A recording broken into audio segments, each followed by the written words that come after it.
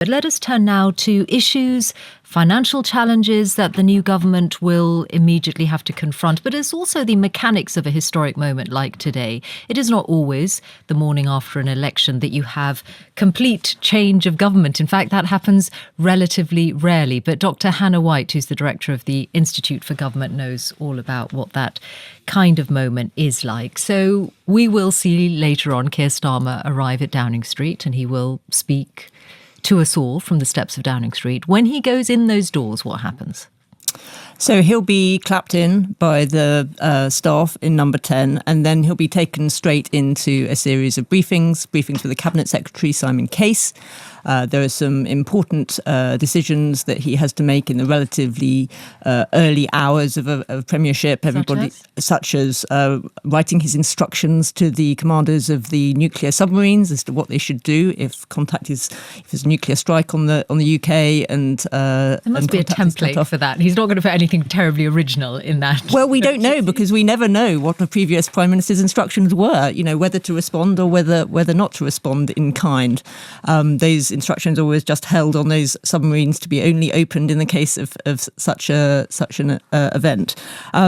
But he'll also want to be getting on with appointing his cabinet. The expectation was that the shadow cabinet largely would move straight across into cabinet roles. But of course, there've been a couple of Labour MPs who didn't win their seats. So Thangam Debonair in Bristol, who was the shadow Culture Secretary, yeah. Jonathan Ashworth, and so on. So yeah, there'll be the shadow paymaster general. But also on these briefings, won't he have had a briefing of that kind from Simon Case before? Not exactly the same, obviously, because Keir Starmer wasn't the Prime Minister before, but to what extent has the ground been set? Because anything else would be irresponsible.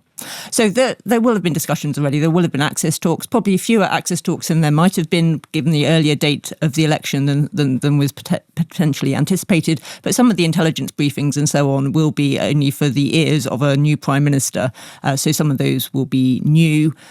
All the new cabinet secretaries of state, when they're appointed, will get their day one briefings from the civil service, and there will be lots of decisions which are relatively urgent that need to be taken by them in the early days because they've been on hold over the course of the election campaign. So when he walks through those black doors for the first time as Prime Minister, some of the people assembled will be his own staff, won't they, who will have entered Downing Street from the other side.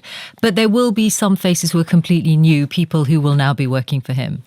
Yes, there will be civil servants who are in number 10, but it is up to an incoming government to decide how they want to structure number 10, what they want the roles and responsibilities to be. There are some roles that can be held by civil servants or by political appointees, and that is what the Chief of Staff, Sue Gray, will have been thinking about over the election period, discussing with Keir Starmer some of those early decisions that need to be made, and a lot of those will be already set up so they can be put into practice when they get in. Paul, and just a final thought from Hannah White. You know, what you were describing, it could almost be quite overwhelming, but I guess the mind is focused by all the immediate things, that there's a to-do list right in front of you.